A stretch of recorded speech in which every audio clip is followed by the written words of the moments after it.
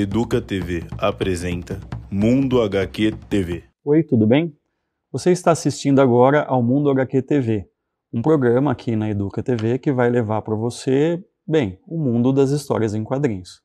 Primeiro, permita que eu me apresente. Meu nome é DJ Carvalho, eu sou jornalista e eu sou apaixonado desde criança por histórias em quadrinhos. Meus pais me davam gibis e eu me divertia muito com eles, e mais do que isso, foi nos quadrinhos que eu melhorei muito a minha capacidade de leitura, de escrever as coisas que eu queria e até o meu vocabulário. Eu era, por exemplo, uma das poucas crianças que sabia, já no pré-primário, que era um plano infalível. Ainda que, obviamente, um plano infalível do Cebolinha nunca tenha dado certo.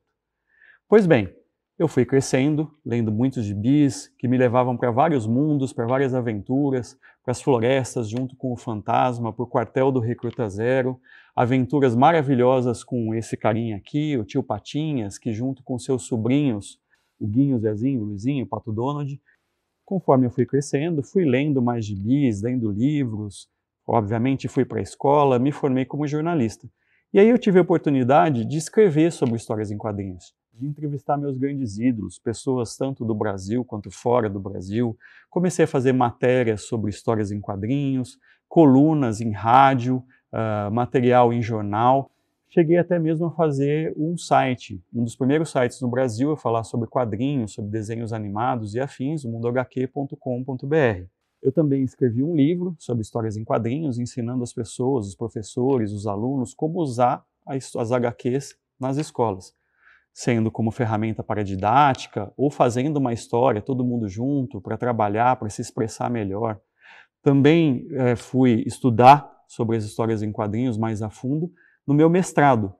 Para terminar essa apresentação, eu também sou autor de algumas tiras. A mais conhecida delas se chama Só Dando Gizada, circulou aqui no Jornal da Cidade durante mais de uma década, criei ela há 20 anos, e ainda hoje saem tirinhas em apostilas de português, principalmente, em algumas provas de universidade. E claro, você também pode ver no Instagram, onde eu estou colocando tudo de novo muito devagarzinho, afinal foram milhares de tiras.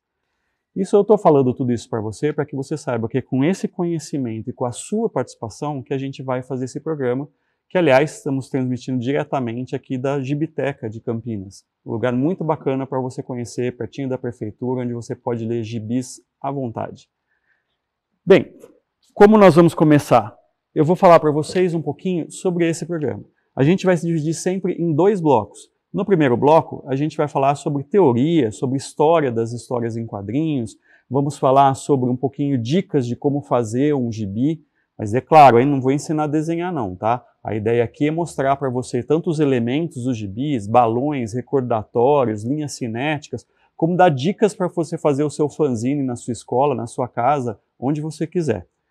A segunda parte do programa é um pouco mais com a sua participação. Eu vou pedir até, você vai ver aí na tela, o Instagram da Educa TV, o Instagram do Mundo HQ, para que você mande a sua sugestão, a sua pergunta, o que você quiser saber. Nós vamos falar sobre personagens, sobre curiosidades, vamos falar sobre os melhores mangás, os primeiros personagens negros, os primeiros personagens femininos. Quem foi a primeira heroína? Não foi a Mulher Maravilha, já fica um spoiler aí para você.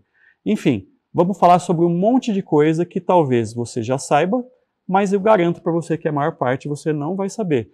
E lembrando, você pode passar para a gente sugestões do que você quer ver. Então, por exemplo, quer ver uma lista dos piores uniformes de todos os tempos de super-herói? Quer ver uma lista dos 10 mangás de esportes mais bacanas? Enfim, tudo o que você quiser saber, a gente vai fazer. Então, para começar esse programa, nós vamos falar do começo.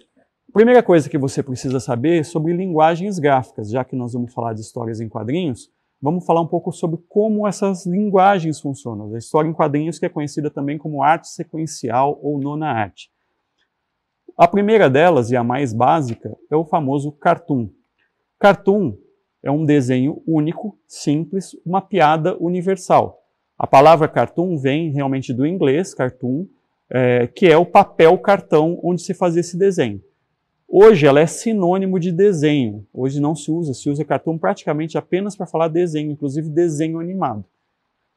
O cartoon, como vocês vão ver aí num exemplo que vai aparecer na sua tela, é uma piada que você vai entender, não importa onde você esteja. Desde que você tenha um mínimo de conhecimento, você vai entender a graça, o humor que está sendo feito. Normalmente é um quadro só. O que você está vendo aí, por exemplo, do nosso querido Bira Dantas, é um quadro que basta que você saiba o que é um dinossauro, o que é um ser humano e o que é um peixe, ainda que, claro, liberdade artística aí, né? Dinossauros não conviveram com seres humanos, mas você vai entender a piada, você vai entender uma pessoa extremamente concentrada e feliz que vai caçar o peixe e na verdade, encontrar um dinossauro sobre ele pronto para caçá-lo. Então é um humor muito simples de ser compreendido. O humor do cartoon geralmente é mais descompromissado. E como eu falei, ele é atemporal. Você olha para aquele cartoon, independente da época em que ele foi produzido, e até independente do lugar onde você mora, da língua que você fala, e normalmente você vai entender com conhecimento básico. Como esse outro que a gente vai mostrar agora para vocês, do Arionaldo. Se você olhar para esse cartoon, desde que você saiba que uma mãe tem que distrair um bebê para que ele abra a boca, e que é comum ela falar, olha um aviãozinho, aliás, aqui nos Estados Unidos e em outros países a expressão é a mesma, você vai com certeza dar risada da piada ao ver o aviãozão que está atrás dela. Pois bem, é importante você entender essa parte do cartoon ser atemporal e ser um humor mais universal, porque isso diferencia ele totalmente da charge. A charge, que aqui no Brasil é muito conhecida, vem do termo francês charger. Na verdade, charge significa basicamente exagerar, criticar, carregar. E é isso que a charge faz. Ela é um desenho, normalmente em um quadro, mas que pode também ter 2 ou 3 quadros ou até mais. E nesse desenho, o artista vai fazer uma crítica social, uma crítica cultural. Ele vai pegar no pé de uma determinada situação. Aqui no Brasil é muito comum a charge política. E é bom lembrar também que a charge ela sempre vai trabalhar com uma situação muito específica e que exige o conhecimento de quem está lendo. Então, por exemplo, nós vamos colocar uma charge aí para você ver, que é de minha autoria, é uma charge que eu publiquei no ano de 2006. Saiu inclusive na Veja essa charge, na revista Veja 1960, ou 1976, quem sabe. De qualquer forma, essa charge ela faz uma brincadeira, uma sátira à corrida eleitoral da época. Se hoje nós temos o presidente Lula e o vice-presidente Alckmin, na época os dois eram inimigos, concorriam entre si para a presidência da República. E o Alckmin não decolava nas pesquisas. Ele tinha inclusive o apelido de Chuchu. Era uma pessoa insípida, uma pessoa sem sabor, precisava ter carisma. Eu peguei essa situação e brinquei com o nome Alckmin e alquimistas, que eram aquelas pessoas que queriam transformar coisas em ouro. Obviamente o ouro é mais atraente do que o chuchu. Então eu fiz uma tira em que 2 tucanos eram alquimistas tentando transformar o chuchu em ouro. Tucanos por quê? Porque o Alckmin na época era do PSDB e esse partido tem como símbolo o tucano. Você percebeu o tanto de coisa que eu tive que explicar para você entender uma tira que foi publicada há praticamente 2 décadas atrás? Uma charge que foi publicada há praticamente 2 décadas atrás? Porque a charge é exatamente isso. Se você não tiver o conhecimento específico do que estava acontecendo, você não vai entender. Por isso, inclusive, que a charge é até um elemento de história, para que a pessoa entenda o que aconteceu na época. Se a gente olhar agora para essas outras 2 charges a seguir, olha só, são charges do Dálcio Machado, para mim um dos maiores chargistas do Brasil. Essa primeira charge se refere ao fato de crianças que estavam fazendo parte de um clube de tiro em Goiás. E ele trabalha a ideia de que você tem que trocar a violência por leitura. Se você não souber o que tem acontecido em termos de violência no Brasil nos últimos anos, daqui a 20 anos ninguém vai entender essa charge. Assim como essa próxima charge, também do Dálcio, foi publicada no dia 19 de abril e faz uma referência à situação dos povos indígenas, já que essa data é dedicada a eles. Obviamente, se você não souber o que está acontecendo com os povos Yanomami nesse momento no Brasil, você não vai entender. Essa charge, daqui a 20 anos, se Deus quiser, ninguém vai entender. Pois bem, e aí nós partimos para uma outra linguagem gráfica muito conhecida e admirada no Brasil, a caricatura. Caricatura vem do termo caricare, que também é italiano, no caso, e também quer dizer exagerar. Foi criada por um sujeito lá no século XVIII, um frade chamado Agostinho Cariti, que ficava numa praça pintando o rosto das pessoas que passavam, pessoas mais populares, conhecidas, e exagerando nesses rostos. E caricatura é isso, é exagero. Claro, caricatura não se refere hoje em dia só a desenho. Você pode dizer, por exemplo, que uma interpretação de determinado ator é caricaturada quando ela é exagerada. Mas é conhecido principalmente aqui no Brasil e também em outros países pelo desenho do rosto. E é um desenho exagerado, como esses que vocês estão vendo aí agora, de pessoas famosas, também feito por excelentes caricaturistas aqui brasileiros e americanos, a gente selecionou. E você está vendo que caricatura é sempre exagerado. Se alguém for fazer uma caricatura sua e ficar um desenho bonitinho, não é caricatura. Se a sua testa for grande como a minha, ela vai ficar imensa, o óculos vai crescer, a boca vai ficar maior. Caricatura, eu tenho um amigo, inclusive, o Bira Dantas, que não faz caricatura de mulher, porque todas ficam bravas com ele e falam, nossa, mas eu sou desse jeito? Não, não é desse jeito, é uma caricatura. E finalmente chegamos à origem das histórias em quadrinhos, as tiras. Tiras são histórias sequenciais, contadas em quadrinhos. São pequenos quadros que contam uma história mostrando uma sequência, usando imagem e usando texto. As tiras saíram pela primeira vez nos jornais e quando elas eram publicadas antigamente, elas eram publicadas muitas vezes aventuras que vinham escrito ali continua. E continuava no domingo seguinte, continuava no dia seguinte. Aos poucos, os tiristas foram percebendo que quem lia o jornal num dia não era necessariamente quem lia no outro. Então, atualmente, as tiras elas são talvez a ferramenta mais difícil de se fazer em quadrinhos, porque as tiras elas trabalham com uma concisão muito grande. Em 3 quadros, 4 quadros, às vezes até em menos, você tem que contar uma história com começo, meio e fim. Mesmo que você faça tiras que contem várias tiras em torno de um mesmo tema, elas formando um arco que trabalha uma história maior, cada uma delas vai contar um capítulo dessa história, vai terminar em si mesma. E foi das tiras que surgiram as histórias em quadrinhos. Eu queria contar para vocês, para a gente terminar esse bloco, eu tive o prazer de entrevistar, de certa feita, o Will Eisner. O Will Eisner é praticamente considerado o papa dos quadrinhos, tanto que o maior prêmio que existe, o Oscar dos quadrinhos mundiais, chama-se Prêmio Will Eisner, Prêmio Eisner.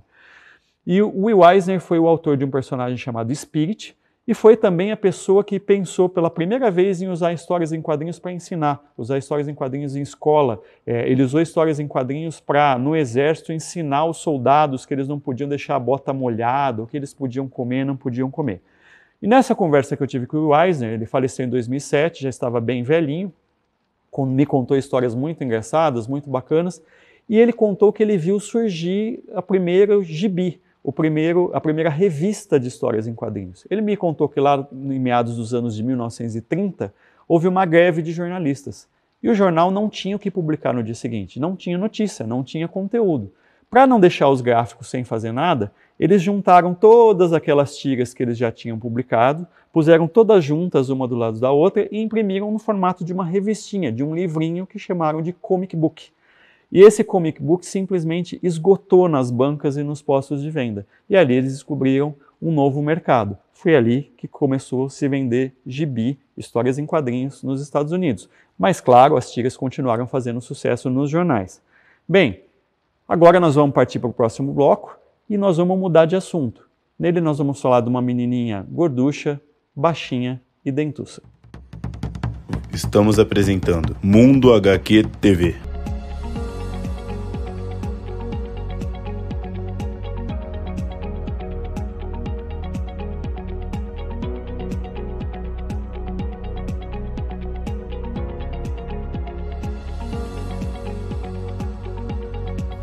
Educa Acontece. As notícias sobre educação. Acompanhe a programação diária da Educa TV Campinas. Um mundo de conhecimento para você.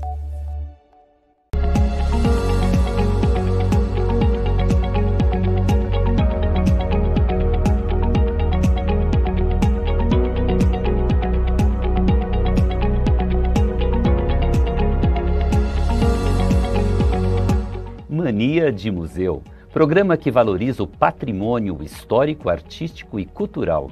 Acompanhe a programação diária da Educa TV Campinas, um mundo de conhecimento para você. Oi, a gente voltou para cumprir a promessa de falar de uma menina baixinha, gorducha e dentuça. Não é engraçado como você sabe de quem eu estou falando, apesar de eu não ter falado o nome dela ainda?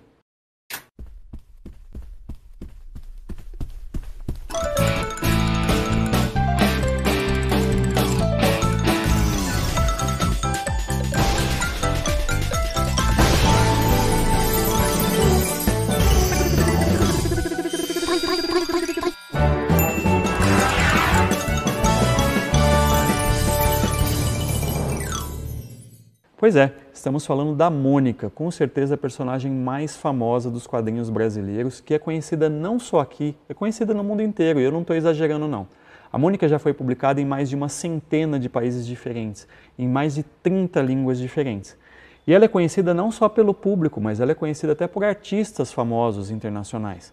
Por exemplo, é famosa uma história, uma ocasião, em que um programa de humor aqui do Brasil foi cobrir a San Diego Comic Con, que é a maior feira de quadrinhos do mundo. E chegando lá, eles se depararam com esse sujeito aí que vai aparecer na sua tela. E resolveram fazer uma brincadeira com ele. Foram lá e mostraram para ele um quadrinho da Mônica e perguntaram: você lê quadrinhos do Brasil? E o sujeito respondeu: I know Mônica. E começou a falar muito sobre a Mônica e sobre o Maurício de Souza. Se você não reconheceu essa pessoa aí, o nome dela é Stan Lee. O falecido Stan Lee é ninguém mais que o criador de personagens como Homem-Aranha, Hulk, Homem de Ferro. O cara criou e remodelou praticamente todos os personagens da Marvel que são blockbusters hoje. E ele conheceu o Maurício nos anos de 1970, quando o Maurício começou justamente a ir para o exterior, a vender quadrinhos no exterior. Bem, mas afinal, como surgiu a Mônica? Vamos voltar lá para 1959, quando o Maurício lançou o primeiro personagem dele. Na verdade, os dois primeiros na Folha de São Paulo, Bidu e Franjinha. O Maurício foi começando a fazer sucesso com esses personagens. Em 1960, esse sucesso aumentou graças a um personagem secundário que apareceu lá na tira do Bidu e do Franjinha e que roubou a cena. Era um menininho de cabelo espetado, na época tinha até muito mais cabelo e falava velado. Isso mesmo, o Cebolinha. O Cebolinha roubou a tira do Franjinha. De repente, o que você tinha nos jornais era a turma do Cebolinha. Ele fez muito sucesso. O Maurício também lançou na sequência, em 1962, o Cascão, começou a vir outros personagens. E aí, um belo dia, ele tinha já outros também, não só da turma do Cebolinha, mas o Piteco, o Raposão, tinha uma dupla de caipiras chamada Hiroshi e Zé da Roça, que na verdade surgiu outro personagem secundário nessa tira que roubou depois a tira também, o Chico Bento. Mas a tira na época era do Hiroshi e do Zé da Roça. E em meados de 1963, ou seja, 60 anos atrás, 6 décadas atrás, alguém chegou na redação da Folha e falou para o Maurício assim: Maurício, você é misógino? E o Maurício xingou a pessoa. Que absurdo, que é isso? Você está me chamando de misógino? Quem é você? Eu não sou misógino nada. Chegou na casa dele, pegou o dicionário, porque ele não sabia o que queria dizer misógino, e aí ele descobriu que misógino é uma pessoa que não gosta de mulher. E foi aí que ele se tocou que ele só tinha personagens masculinos nas tiras. Uma coisa que aconteceu sem querer. O Maurício se inspirava, inclusive, para fazer os personagens em pessoas que ele tinha conhecido. O Cebolinha era um amigo de infância do Maurício e do irmão dele, que tinha lalismo, falava velado. O Cascão era um amigo que não gostava de tomar banho, o próprio Maurício disse que também não gostava muito. O Chico Bento é baseado no próprio Maurício, nas aventuras dele como menino da roça.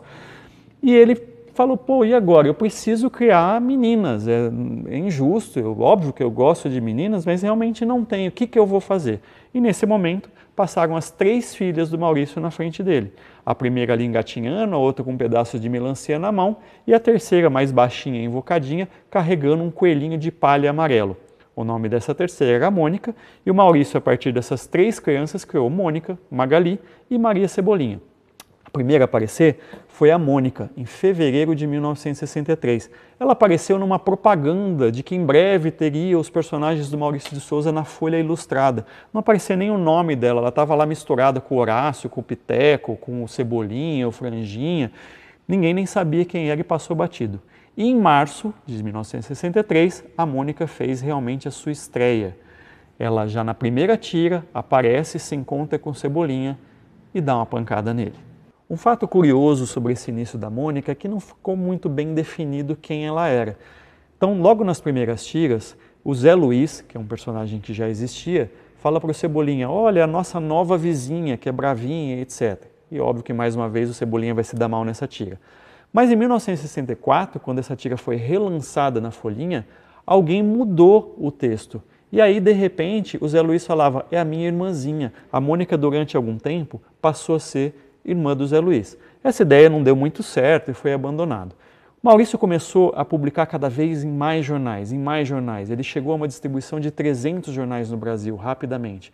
E a Mônica começou a ficar famosa. Todo mundo gostava muito da Mônica. E aí, naquela época, vamos lembrar, não tinha streaming, não tinha TV a cabo, não tinha nada que você tem hoje para 1000 opções de filme. Só tinha TV aberta com 2 ou 3 canais. O Maurício foi convidado pela Hebe Camargo para aparecer na TV Record, junto com a Mônica. E lá foi ele com a Mônica pequenininha, levando o seu coelhinho ainda amarelo de palha. E fez o maior sucesso. A TV se apaixonou pela personagem Mônica. E de repente todo mundo queria fazer comercial com a Mônica. Nessa época, os mais famosos eram sem dúvidas do extrato de tomate da Sica, em que aparecia o J. Leão. Quem é mais velho, como eu, se lembra com certeza da Mônica levando o elefante de verdade, porque o molho de tomate, vamos explicar, o J. Leão, para quem não conhece, é aquele elefante verde da Turma da Mônica. E a Mônica, a mãe da Mônica, pede para ela comprar um elefante, se referindo ao molho de tomate, e a Mônica traz um elefante de verdade, tenta enfiar ele na panela, a Mônica da mãe desmaia, é um barato. E recentemente tem uma outra propaganda que saiu também da Sica, muito engraçada, em que a Mônica contracena com o Popeye. Com certeza ninguém pagou direitos autorais nessa época, né? Essa propaganda se tornou agora aberta e a gente vai mostrar ela aqui para vocês. Neste canto, o terrível Brutus. E neste, o magnífico Popeye.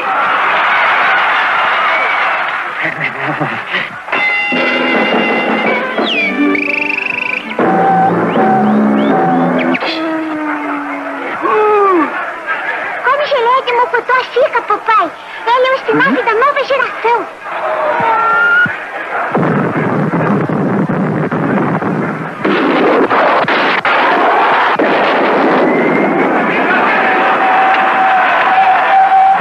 A Sica está lançando geleia de mocotó. Gostosa, nutritiva. Mocotó da Sica, o espinafre da nova geração. A Mônica ganhou tanta atenção que em 1970, quando a editora Abril resolveu contratar o Maurício de Souza para lançar os seus gibis, o primeiro gibi foi A Turma da Mônica. Só 2 anos depois viria o gibi do Cebolinha, depois do Cascão, Chico Bento, e muito tempo depois, ou pelo menos muito tempo em relação ao da Mônica, vieram gibis da Magali, Pelezinho e outros tantos. A Mônica também começou a virar livro, álbum de figurinha. Eu mesmo lembro que eu tinha um álbum de figurinha da Turma da Mônica e os ditados populares do Brasil. Começou a virar jogo, brinquedo, alguns de gosto muito duvidoso, né? Eu lembro, por exemplo, que eu tinha uma amiga que tinha uma boneca da Mônica muito tosca, que você vai ver aí na tela, era uma coisa absurda. E ela se transformou em um fenômeno de merchandising também.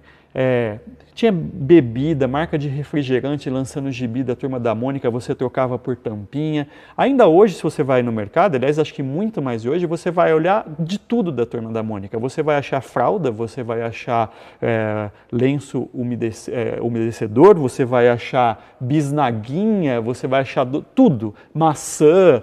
A Mônica virou jogo de tabuleiro, depois ia virar videogame em todas as plataformas possíveis, mas o que nós precisamos lembrar é que lá em meados de 1980, ou melhor, um pouco antes, na verdade, uma década antes, surgiu o primeiro desenho animado na TV aberta. Lembra que eu falei que TV aberta era a única coisa que tinha na época? Pois bem, quando eu era pequenininho, e muita gente era pequenininho, chegava no Natal, 25 de dezembro, e você ficava na frente da televisão esperando para passar o Natal da Turma da Mônica. Passava o mesmo desenho, anos e anos seguidos, e o pessoal ficava tudo na frente. Todo mundo conhece a música que nós vamos tocar aqui para você também desse desenho.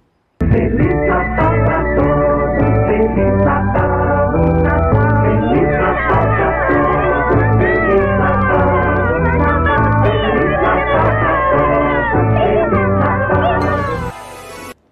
Nos anos de 1980 começaram a aparecer os longa-metragens no cinema naquela época ainda. Vieram As Aventuras da Turma da Mônica, A Princesa e o Robô, Mônica e o Bicho-Papão, Estrelinha Mágica e várias outras histórias. Logo depois, aí em meados dos anos 90, vieram os desenhos de televisão que passaram já em TV a cabo, passaram em TV aberta, em todo lugar. A Mônica passou a ser não só mais a dona da rua, ela era a dona das telas. Qualquer lugar que você ligava tinha um desenho da Mônica. Todo mundo queria assistir um desenho da Mônica. Em paralelo, os quadrinhos da Turma da Mônica foram ganhando novas versões para públicos, né, com o passar do tempo, para outros públicos. Se o desenho animado fazia sucesso nas telas, o quadrinho começou a aparecer com coisas como, por exemplo, lá em 2008, a Turma da Mônica Jovem, num traço mangá com os personagens já adolescentes. E o grande destaque que a gente precisa lembrar do Turma da Mônica Jovem, que vendeu muito, é o número 50. O número 50 apresentou o casamento da Mônica e do Cebolinha. Esse número vendeu mais de 500 mil exemplares, numa época que super-herói nos Estados Unidos chegava a 20 mil se muito. Os estúdios do Maurício de Souza queriam mais, muito mais, e eles viam que havia mais público para isso. Então, em 2019, ele veio com um outro traço, com outro gibi em traço mangá, chamado de Mônica Geração 12. Esse era mais voltado para crianças que não são mais crianças e também não são adolescentes, o famoso público twin. E tem mais? É claro que tem mais. Quando o Maurício fez 50 anos de carreira, foi lançado MSP 50. Qual foi a ideia? O pessoal que trabalha com o Maurício, os editores, convidaram vários autores famosos do Brasil, alguns não tão famosos, para fazerem o que quiserem. O Maurício brincou que ele emprestou os brinquedos dele. O pessoal pegou a Mônica, pegou o Cebolinha e fez histórias com o próprio traço e com o próprio argumento. O MSP 50 acabou sendo o embrião de um outro projeto muito bacana, as graphic novels do Maurício de Souza. Mais uma vez, vários autores foram convidados, mas para fazer histórias maiores, histórias aventuras no espaço do astronauta, por exemplo. Houve uma história com o Jeremias trabalhando sobre racismo, uma história muito bacana, muito forte. Histórias do Horácio, histórias do Penadinho, histórias até da Denise, que era uma personagem secundária que se tornou muito popular. Enfim, cada autor podia escolher o personagem do Maurício que quisesse e fazer sua própria história do seu próprio jeito. Uma dessas histórias, por sinal, acabaria virando cinema, e a gente vai falar isso daqui a pouquinho. Mas antes eu preciso falar que em 2013 houve uma grande revolução nos desenhos animados. O pessoal lá do estúdio resolveu criar um negócio chamado Mônica Toy. Se você não assistiu, você vai assistir um agora.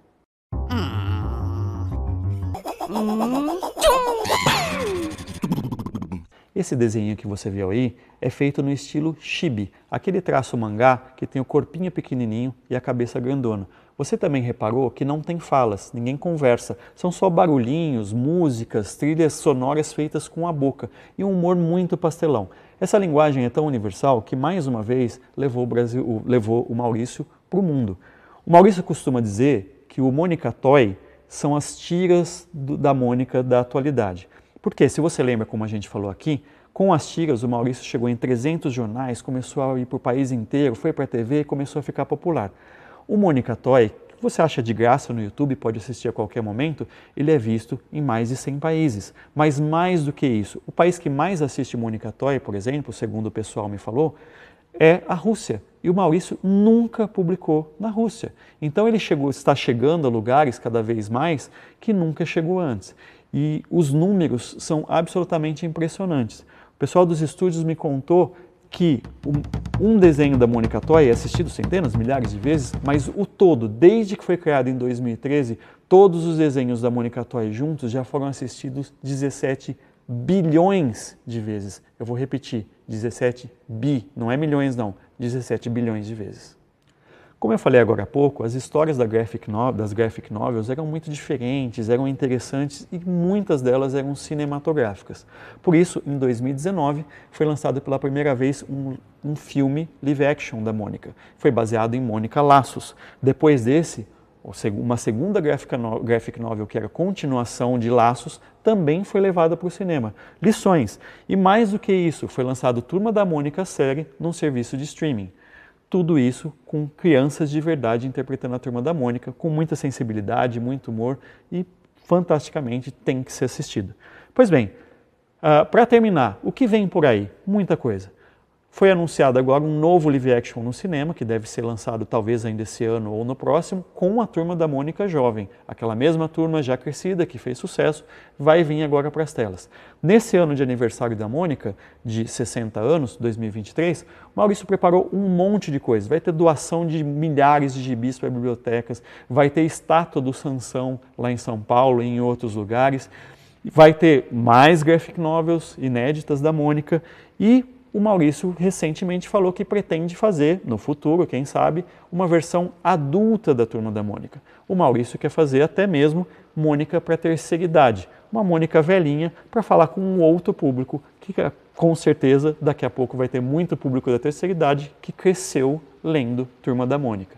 Você pode achar que a gente não vai falar que a Turma da Mônica não tem defeitos. Claro, houve alguns tropeços muitas vezes, mas o Maurício foi se adaptando, inclusive dentro do politicamente correto. Se a Mônica antes batia, dava soco no Cebolinha, hoje ela aparece apenas girando o coelhinho, aí tem um pof e na cena seguinte ele está com o olho roxo. Também não dá para tirar a graça da brincadeira, mas vai sendo mudado. O Cebolinha hoje não picha mais o muro, ele cola cartazes e assim por diante. Se por um lado algumas coisas talvez a gente sinta saudade do original, por outro com certeza vai vir muito mais coisa boa por aí. Bom, esse foi o nosso primeiro programa, eu espero que vocês tenham gostado e que vocês sintonizem sempre a gente aqui na Educa TV.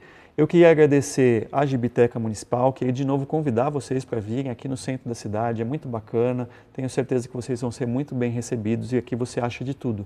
Queria agradecer também à Secretaria Municipal de Cultura e Turismo e deixar um último recado, reforçar para vocês o seguinte: mandem aqui no Instagram da Educa TV, no Instagram do Mundo HQ, mandem as suas sugestões, suas perguntas, que a gente vai responder. É muito mais divertido quando a gente faz esse programa juntos. Então, eu acabei aqui por hoje para vocês. A gente se vê depois no próximo episódio do Mundo HQ TV.